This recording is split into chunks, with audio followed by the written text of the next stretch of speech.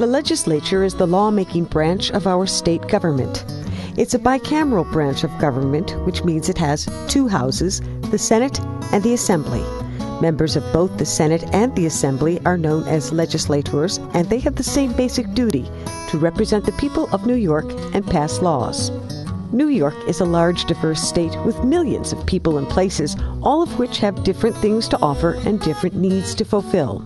This makes representing everyone a big job that could never be done by just one person.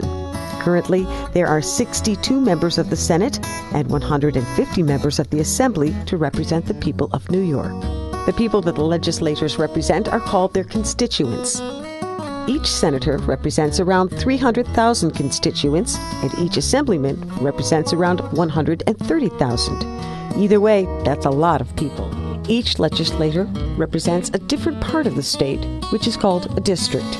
Districts can be different sizes because they're based on how many people live in the area. In New York City, a district may be only a few city blocks. That's because it's so populated and people often live in high-rise apartment buildings that are really close together.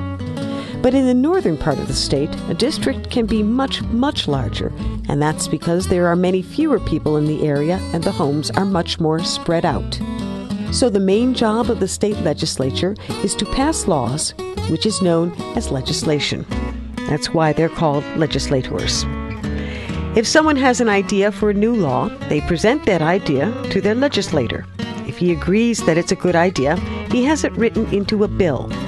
Once the bill is created, it's brought to either the Senate or the Assembly by the legislator to start the process of turning it into a law. Let's say that this bill is first brought to the Senate floor. First, the senators discuss the bill to figure out if it's good for the people that they represent. Then they vote on whether they want it to become a law. If the bill is passed, it must then go to the Assembly for a vote. The last step is it has to be given to the governor for his approval. If he says yes, then it becomes a law. If he says no, then it does not become a law unless the legislature chooses to vote on the bill again.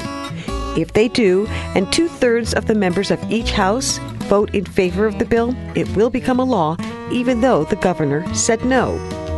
This is part of the checks and balances system that makes sure that no single branch of our state government becomes too powerful.